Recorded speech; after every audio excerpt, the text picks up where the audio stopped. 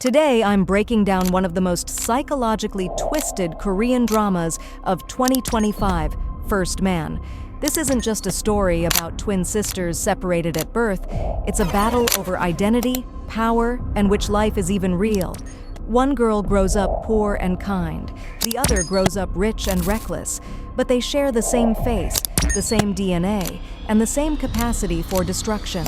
When they discover the truth, it triggers a chain reaction. Betrayal, revenge, love triangles, and family collapse.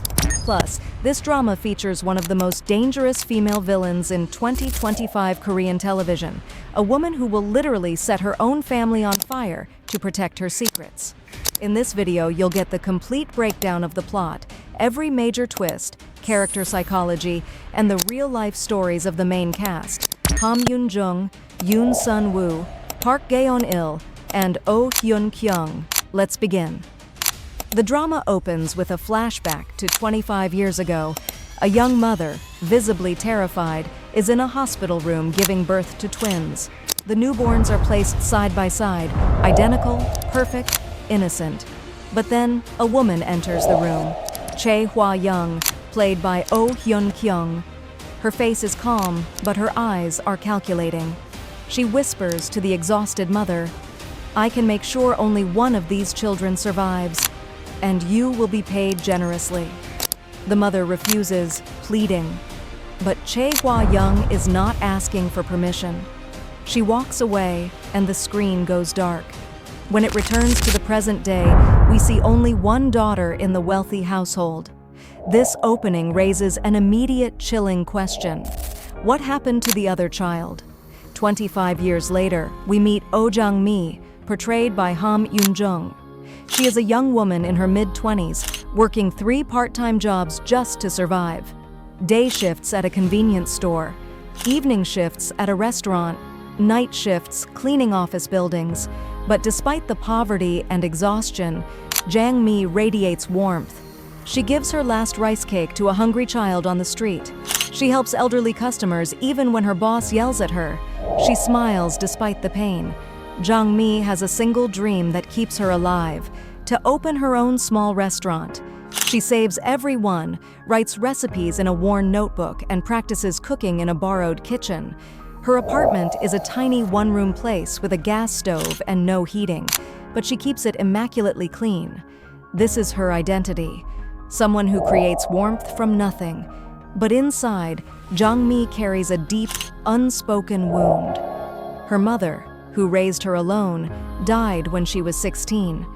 She has never known her father. She has always felt like she was missing a piece of herself, as if the universe forgot to give her a complete family. In quiet moments, she stares at herself in the mirror and whispers, "Who am I really? Why do I feel like I'm someone's mistake?" Across the city, in a sprawling mansion, lives Ma Seo-rin. She is Jang-mi's identical twin sister, but her life is the complete opposite. Seo-rin grows up as the cherished granddaughter of the Dream Group, one of Korea's largest conglomerates. She has everything: designer clothes, a sports car, unlimited credit cards, the attention and protection of the entire family. But Seo-rin is broken in ways that money cannot fix.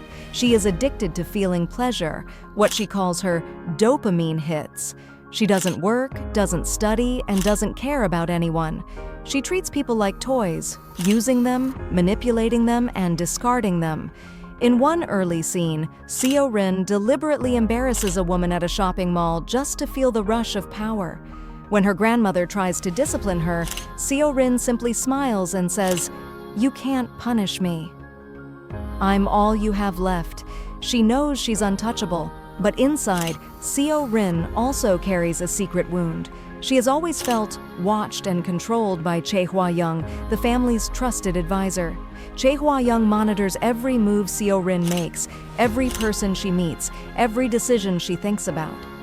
Seo-rin suspects there's something hidden in her past, something that explains why Chae Hwa-young holds so much power over her family. But every time she gets close to the truth, she's silenced with threats or manipulation. Kang Bae-ko, the moral compass, then enters Kang Bae-ko, played by Yoon Sun-woo. Bae-ko is a criminal lawyer in his late 20s. honest, principled, and deeply idealistic. He genuinely believes that the law exists to protect the weak and punish the corrupt. He comes from a modest background. His father is a humble carpenter, which makes his success as a lawyer feel even more significant. He represents poor clients for free, knowing he'll never get paid. He fights for justice even when it costs him financially and professionally. Baek-ho is Jung Mi's ideal man. He sees her kindness and doesn't judge her for being poor. He admires her resilience. He is drawn to her honesty in a world full of lies. When they first meet, in that iconic stills-released moment where they both reach for the same taxi, something shifts for both of them. Baek-ho notices. The shopping bag she's carrying is identical to one he saw earlier. Her face, though tired, is strangely familiar. There's a sadness in her eyes that matches his own. Their first conversation is simple but profound. She asks him where he's going. He says, "Somewhere to help someone I don't even know. What about you?" She answers, "Somewhere to work for people who will never thank me." He smiles, the first genuine smile we've seen from him, and says, "Then we're going in the same direction." Baek-ho has a younger brother, Kang Jun-ho, played by Park Gaeon-il. Jun-ho is a talented chef, calm, artistic, and emotional in ways Baek-ho is not. While Baek-ho fights with words and law, Jun-ho creates with his hands and heart. Jun-ho gets hired to cook for a wealthy event at the Dream Group mansion. That's where he meets Seo-rin. Unlike Baek-ho, Jun-ho is immediately attracted to Seo-rin's danger. He finds her recklessness exciting, her cruelty intriguing, her wealth seductive. He convinces himself he can change her with love. This creates the love triangle that propels the drama. Baek-ho loves Jung Mi, the genuine good version of the twins. Jun-ho loves Seo-rin, the fake, corrupted version. But as the story unfolds, each brother is forced to confront a terrible question. If you love someone who is actually two different people wearing the same face, which one do you choose? At the center of everything is Chae Hwa-young, the villain. Oh Hyun-kyung delivers a chilling performance as a woman completely devoid of empathy. Chae Hwa-young is the family advisor who has held power over the Dream Group for 25 years. She is in her 50s but carries herself like a general in a war that nobody else knows is happening. Her backstory is never fully explained, but hints suggest that she orchestrated the separation of the twins for her own purposes. She may have been involved in the biological mother's death. She has blackmail material on every family member. She will literally burn down her own organization if it means protecting her secrets. The key revelation about Chae Hwa-young. Midway through the drama, it's discovered that Chae Hwa-young separated the twins because one of them was a threat to her power. The biological mother was set to inherit the Dream Group and wanted to remove Chae Hwa-young from her advisory position. So Chae Hwa-young arranged for the mother to disappear and the twins to be separated. She gave one daughter to a poor family, Jung Mi, to live as a nobody. She kept the other, Seo-rin, within her control, ensuring the granddaughter would be too immature and dependent to ever challenge her authority. For 25 years, this has been Chae Hwa-young's insurance policy. Neither girl knew about the other, so neither could threaten her position. But when Jung Mi accidentally meets Baek-ho and he becomes obsessed with helping her, everything unravels. The turning point comes when Jung Mi collapses at work from exhaustion and malnutrition. Baek-ho takes her to a hospital. During routine blood work, the doctor notices something unusual. Jung Mi's blood type and genetic markers are flagged in the hospital's database. Someone else in the system shares her exact DNA. That someone is Seo-rin, whose medical records were entered into the system during a previous private hospital visit. When the hospital administrator notices the match, she becomes suspicious. She contacts Baek-ho, the lawyer, with the discovery. This girl and the Dream Group's heiress. They're either twins or the same person. Baek-ho is shocked. He doesn't believe it at first, until he forces himself to look at the evidence. He obtains a photo of Seo-rin from a public event. When he sees her face next to Jung Mi's, the resemblance is undeniable. Baek-ho makes a decision that sets everything in motion. He arranges for Jung Mi and Seo-rin to be in the same room. They see each other for the first time. The scene is devastating. They stare at each other, seeing their own face reflected back. Jung-mi starts crying, tears of joy and confusion. Seo-rin's face goes pale. She feels something breaking inside her. For Jung-mi, this moment is everything she's ever wanted. I'm not alone. I have a sister. I had a sister all along. For Seo-rin, this moment is a threat. If she exists and people find out, everything I have could be taken from me. Jung-mi wants to embrace her sister. Seo-rin pulls away and says coldly, "I don't know you, and I don't want to know you." But it's too late. The secret is out. Once the twins' existence becomes known, everything explodes. The Dream Group's board of directors is shaken. Questions arise. Who is the legitimate heiress? Does Seo-rin have a claim to the company? Why were they separated? Who made the decision to split them? Chae Hwa-young's hold on power begins to crack. She tries to silence Jung-mi by offering her money. She tries to isolate Seo-rin by convincing her that Jung-mi is trying to steal her inheritance. But Jung-mi refuses the money. She says, "I didn't look for you to become rich. I looked for you because I wanted to know myself." And Seo-rin, despite her initial coldness, begins to wonder, what would my life have been like if I'd grown up like her? Baek-ho steps in as Jung-mi's lawyer. He files a case against the Dream Group, demanding an investigation into the twins' separation, full transparency about what happened to their biological mother, recognition of Jung-mi's legal status as a family heir. The court battle becomes national news. Journalists dig into the family's past. Witnesses are called. Documents are subpoenaed. A former nanny testifies that she saw 2 identical babies in the hospital on the day of their birth. She never knew what happened to one of them. She was simply told the pregnancy was terminated. This testimony is the first piece of evidence that proves foul play. As the trial progresses, Junho is forced to make a choice. Seo-rin asks him to help her. "My family needs me to deny the truth. If you love me, you'll help me." But Junho, watching Baek-ho fight so passionately for justice, realizes something. Baek-ho is fighting for a girl he met by chance in a taxi. Junho is fighting against the girl he claims to love just to protect her wealth. In one powerful scene, Junho cooks a meal for Seo-rin and tells her, "I used to think that I could love you if you changed. But the truth is, I fell in love with the fantasy of changing you, not the real you. The real you doesn't want to change. The real you wants to burn down the world just to stay on top." Seo-rin is devastated. For the first time, someone she loved chose truth over her. In the climactic courtroom scene, Chae Hwa-young's entire operation unravels. A hidden recording is played, one where Chae Hwa-young admits to orchestrating the separation and arranging the mother's disappearance. She is exposed as a manipulator, a liar, and potentially a murderer. But even as her crimes are revealed, Chae Hwa-young doesn't break. She sits in the courtroom with the same cold expression, as if accepting her fate with the same emotional detachment she's shown for decades. The judge delivers a verdict finding her guilty of conspiracy and fraud. She is sentenced to prison.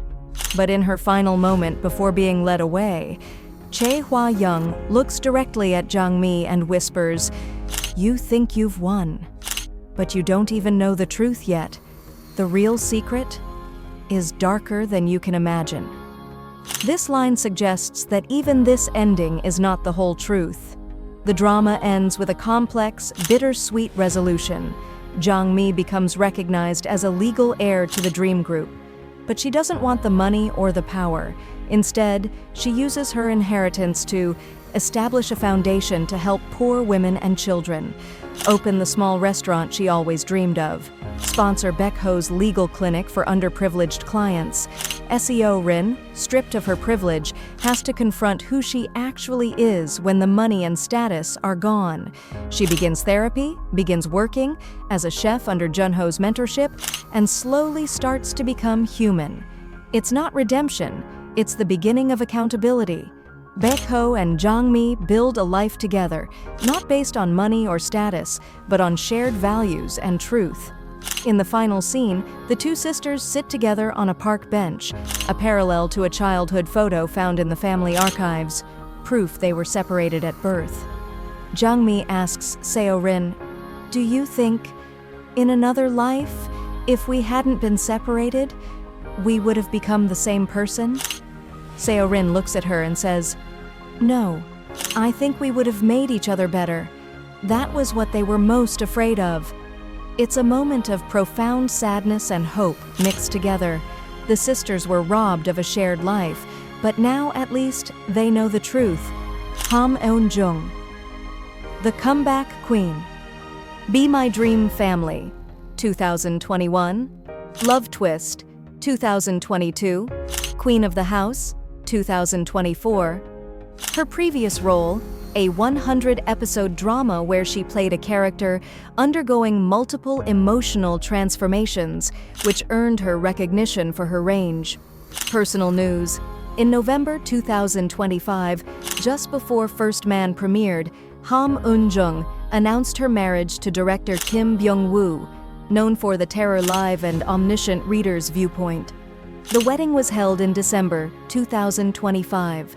First Man is her first project as a married woman, adding an interesting biographical layer to her playing twins with such complexity. Yoon Sun-woo, the steady professional. Yoon Sun-woo is a veteran actor born in 1985, known for his calm, serious demeanor both on and off screen. Still 17, 2018. Hot Stove League, 2019 to 2020. A critically acclaimed baseball drama, Awaken, 2020 to 2021. The Third Marriage, 2023 to 2024. Yoon Sun-woo maintains a clean professional reputation with virtually no scandals. He is known in the industry for being introverted, focused, and dedicated to his craft. He doesn't grant many interviews and keeps his personal life extremely private. His casting in First Man as the moral lawyer Baek Ho is perfectly aligned with his image of integrity and quiet strength. Park Jae-on-il, the veteran character actor. Park Jae-on-il is a seasoned actor with a 20-plus-year career in Korean television and film. Career path. He is best known for his supporting and main roles in Soul, 2009. Jangbo-ri is Here, 2014. The King of Legend, 2010. Koisuru Maison, Rainbow Rose, 2012. Public profile. Park Jae-on-il maintains a very low public profile. There are unconfirmed dating rumors among fans, but nothing substantial or scandalous has ever emerged. He is respected for his craft and consistency rather than tabloid headlines. His role as Jun-ho, the conflicted brother caught between love and morality, plays to his strength as a character actor who can convey internal struggle. Oh Hyun-kyung, the veteran with depth. Oh Hyun-kyung is the oldest cast member born 1970 and has one of the most interesting comeback stories in Korean entertainment. Early life and tragedy. She won the Miss Korea 1989 pageant and had a promising acting career in the 1990s. However, in 1998, a highly publicized sex tape scandal, filmed without her consent and released by a malicious ex-partner, caused her to become a social pariah in Korea. She took a 10-year hiatus from public life, 1998 to 2007, which she later described as a living nightmare. Her triumphant return. In 2007, she returned to television with First Wives Club and has since built an impressive second career as a veteran actress. Her filmography includes Gloria, 2010, Miss Ajuma, 2011, High Kick Through the Roof, 2009, Wang's Family, 2013, Radio Romance, 2018, When the Phone Rings, 2024, Love in the Big City, 2024, The Chai Hwa-young casting. Oh Hyun-kyung is often cast as the complex, morally ambiguous character because she brings a nuanced darkness to her roles. Her own experience with public condemnation and exile seems to inform how she portrays Chai Hwa-young, a woman who is emotionless, not because she's evil by nature, but because she's learned that emotion is a luxury she cannot afford. Seo Hyun-ju, master of daily dramas. Writer. Seo Hyunju is described as a master of daily dramas for her ability to craft fast-paced, emotionally explosive narratives that keep audiences hooked for 100-plus episodes. Her other works include Shining Romance, The Greatest Lover, The Second Husband, The Third Marriage. Her signature style includes rapid emotional shifts that keep viewers on edge, multiple interconnected plots that weave together seamlessly, strong female characters with agency and complexity, societal commentary woven into family drama. First Man continues her tradition while exploring darker psychological territory than her previous works. Kang Tae-hoon, director of Human Emotion. Director Kang Tae-hoon is known for his vivid portrayal of human emotions and his ability to extract nuanced performances from actors. His approach involves long, intimate scenes where characters confront emotional truths, visual storytelling that shows rather than tells, casting actors who can handle internal psychological conflict. First Man is designed as a daily drama with 120 episodes of approximately 1 hour each, roughly 6 months of Monday-Friday broadcasting. Questions the nature of privilege. Is Seo-rin's rich life a blessing or a curse? Examines maternal separation and family trauma, a deeply relevant theme in Korea where class divides are stark. Features a sympathetic villain. Chae Hwa-young isn't evil. She's broken in ways that require understanding, not just condemnation. First Man is more than a drama about twins discovering each other. It's a philosophical exploration of identity. If you were born identical but raised differently, are you the same person or two completely different people? It's a social commentary. How does class division define identity? How does privilege corrupt the soul? It's a meditation on family. What makes a family real? Blood, shared history, or chosen values? For viewers who love emotionally intense, psychologically complex narratives with strong performances, First Man is set to be the must-watch drama of late 2025.